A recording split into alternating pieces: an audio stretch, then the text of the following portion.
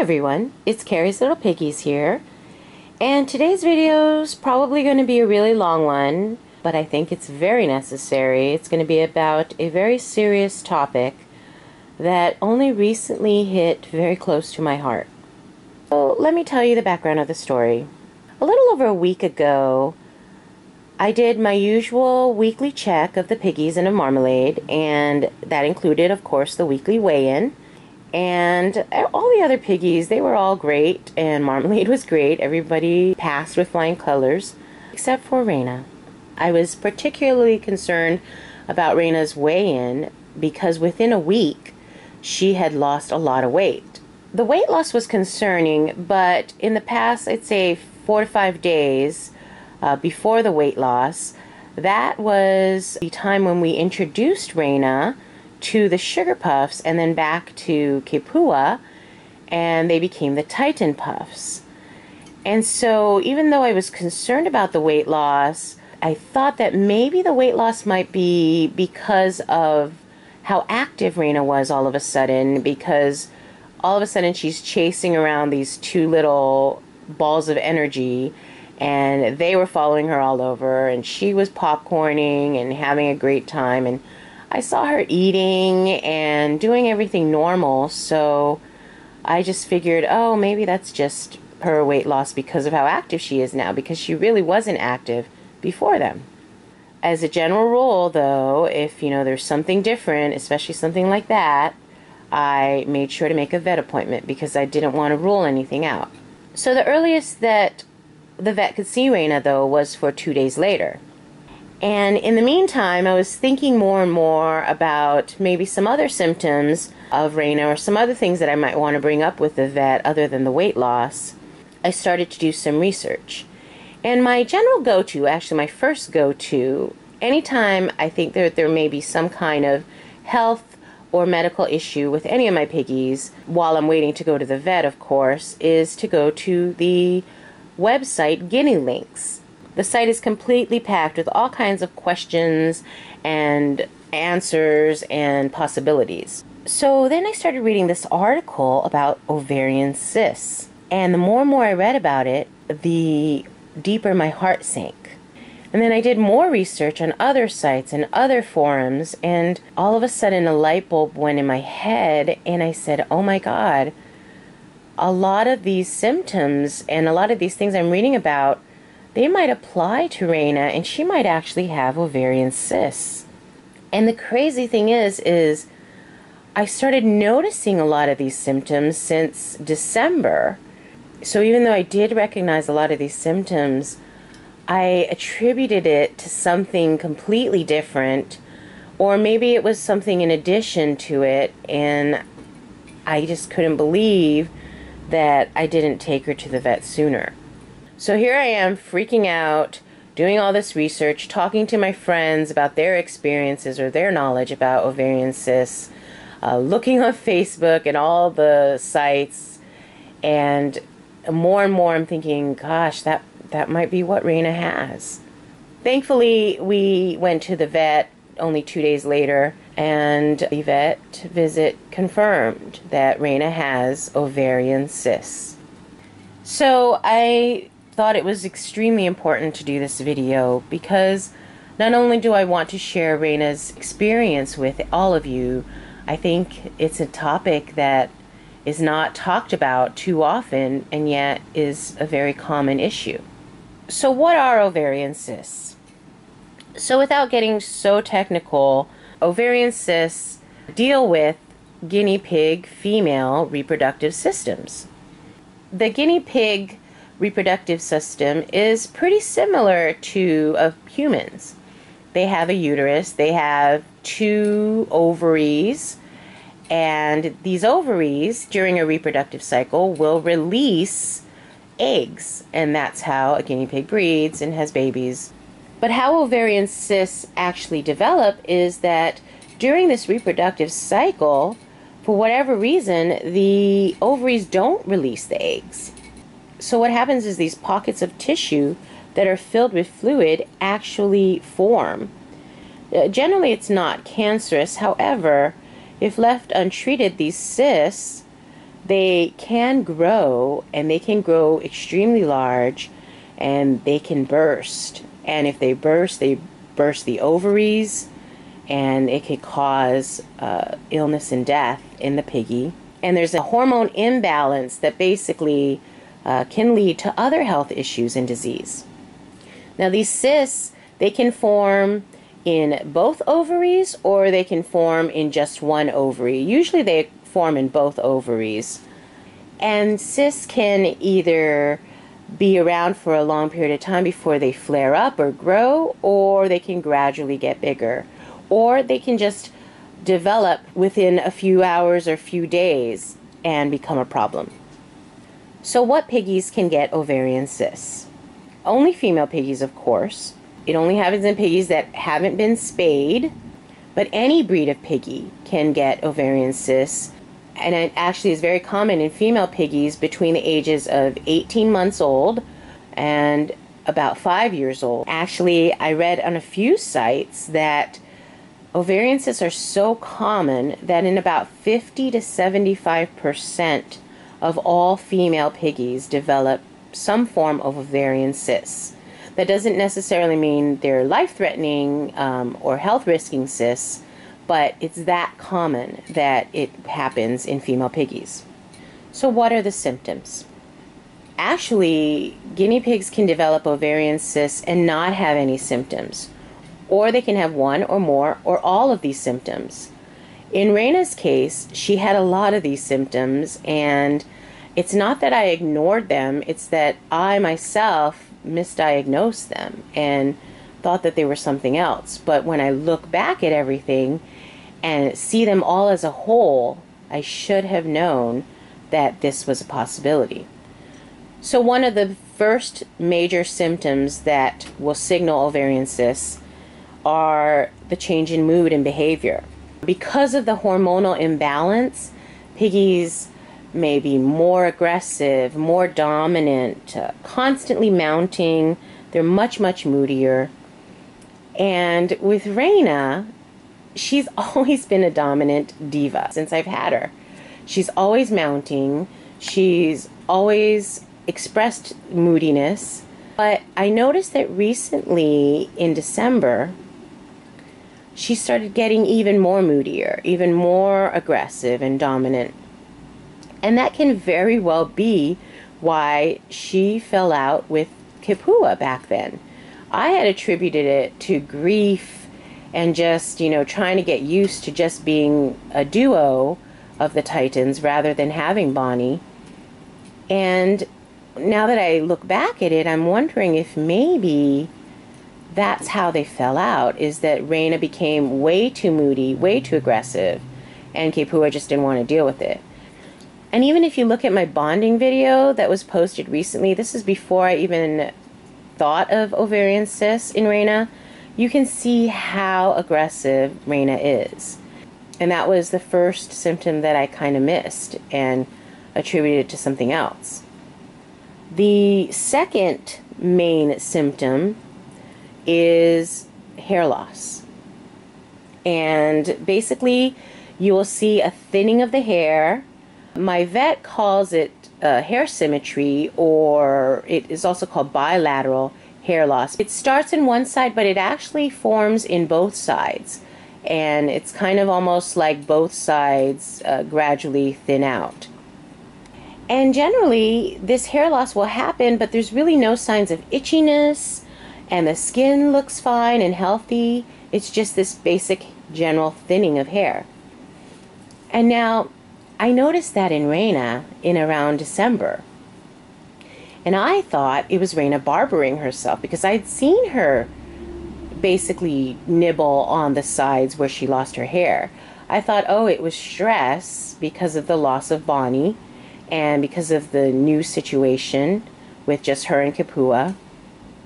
At some point I thought maybe it's mites because it was getting worse, so I actually treated her with some Revolution that I got from the rescue, but the hair loss didn't get better, and it actually got worse, and it did develop on both sides. Another symptom of ovarian cysts is a redistribution of weight. So what that means is basically the top half of the body will thin out, whereas the bottom half, near the bum area, the abdomen area, that would get rounder. Now, Reina has always been a round bottom piggy, some weight, and I had noticed that her top half was thinner than her bottom half. And particularly since December, I had noticed that I could feel her bones in the top half. But again, she wasn't losing significant amounts of weight. She was eating healthy, and it was just, I just thought maybe it was age that her weight was redistributing like that. Other signs to look for are abdominal pain or discomfort, tender to the touch of their abdomen, or even being in a hunched position. So with Reina, she has always hated having her belly touched. We would do the health checks, and she would always start whining because I'm touching it. But she never really like jumped up or showed like she was in pain because I touched it. But since December, I did notice her more hunched over. Reina used to be my complete pancake queen. She would always just lay flat all the time, no matter where she was. And I noticed she didn't do that as often anymore. And I really did, again, kick myself for attributing it only to the stress and the new situation. And then, of course, there is loss of appetite, loss of weight, and being lethargic, not being as active. Reina never really lost her appetite. She'd eat all her veggies, she'd eat all her pellets. I always saw her eating hay. It was that 1 week difference of the loss of 56 grams that really triggered the fact that these cysts were now really affecting her appetite and her weight. Other symptoms that Reina didn't show, but can be signs of ovarian cysts, are enlarged or crusty nipples and even vaginal bleeding. Now again, these symptoms could also signal other health issues and other problems. These are just things to look out for and a consideration of ovarian cysts. Okay, so you suspect ovarian cysts. What do you do next? You must go to a vet. Please don't ever assume it's ovarian cysts. Again, it can be something else. So you take your piggy to the vet. Now, the ways that the vet diagnoses ovarian cysts, there's different ways, but generally the most accurate way is going to be through an ultrasound or an x-ray. And depending on how large the cysts are, it could very well be felt just by the hand. Our vet, who is so super experienced with guinea pigs, has decades of experience.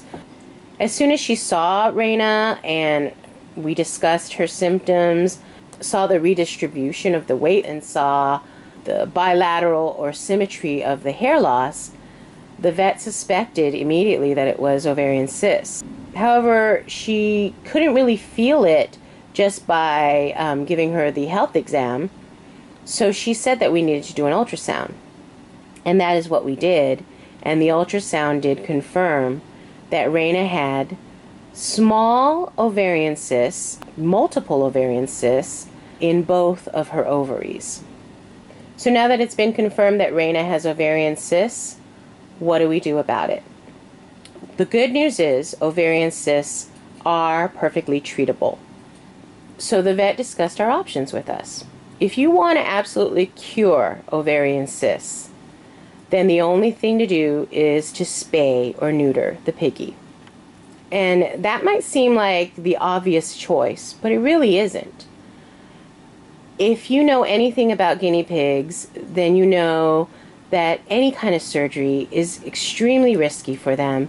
They really don't respond well to anesthesia. They do develop lots of complications. And it's even more risky if your vet doesn't have much experience or knowledge on spays. But what made it even more risky in my situation with Reina is that she's now a senior pig. And so basically the risks of complications or even death from surgery are practically double. But sometimes that's a risk that you have to take. But my vet said there was a second option. Because Reina had smaller cysts. They had not grown to the point where they needed an emergency spay. And because it's just a recent diagnosis of these cysts, she's only developed these symptoms recently. And because my vet had a lot of experience with this treatment, she wanted me to consider hormone injections. Now, there are different kinds of hormone injections, but the one that my vet talked to me about was called Lupron injections. What it is a monthly injection that Reina would have to get. They would inject hormones into her, and these hormones are supposed to balance out the hormone levels that the cysts have basically caused an imbalance on, and they have also been known to effectively shrink the cysts. And they can be effective as little as one treatment, which is rare. Generally, if it's going to be effective, it'll be effective within 3 to 4 treatments. And she also wanted to let me know that in her experience, there were no known negative side effects that these Lupron injections presented. In fact, there were more positive side effects, which is what I talked about, the hormone balance as well as the shrinking of the cysts. And the final thing that our vet wanted us to consider, which wasn't really a consideration or issue for us, but it is something that you may want to think about if this ever presents itself to you, is the cost of each treatment. So a spay would generally cost, according to my vet, and of course it could be different depending on where you are, but it would cost about $600 just for the surgery. Then after the surgery, the post-operative costs and treatments include, whatever medications, antibiotics, pain medication, follow-up visits, that would be another couple $100. So with a spay, I was looking at generally about $1,000. With the injection, each injection, the cost of the injection as well as the ultrasound visit was going to be $75 a month. So after talking to her for a long time at the vet visit and really considering my options and the vet's recommendation, we decided to go with the injections. So the plan is have the injection treatment, do maybe about 3 to 4 times, so that'll be 3 to 4 months, and each time see how effective it is. If after the 3rd and 4th time the cysts have actually shrunk, then we may want to just consider keeping her on those injections.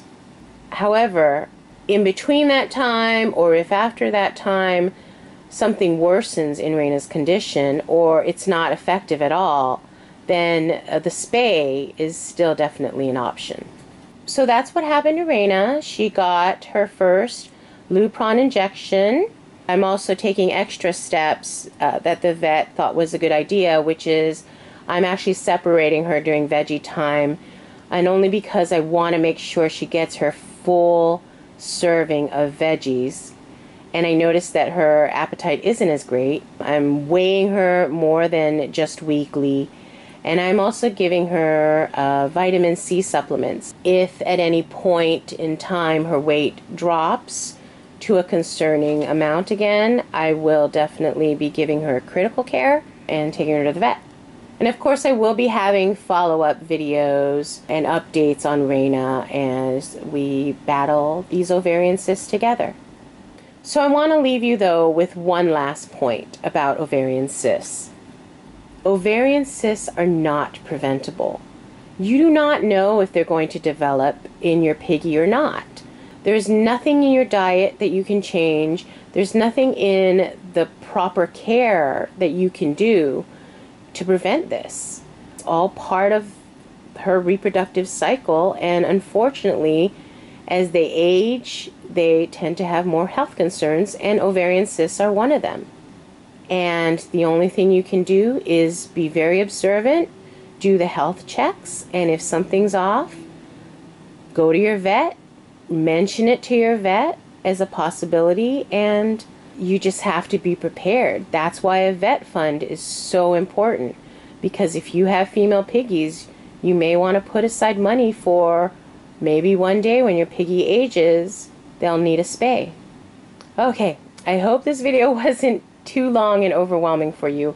I know it was a lot of information. If you have any questions, feel free to leave them in the comment section below. I will try to do my best to answer them how I can. I would love, love, love to hear your experiences if you've personally dealt with ovarian cysts in your piggies. Thanks for watching, everyone. Bye.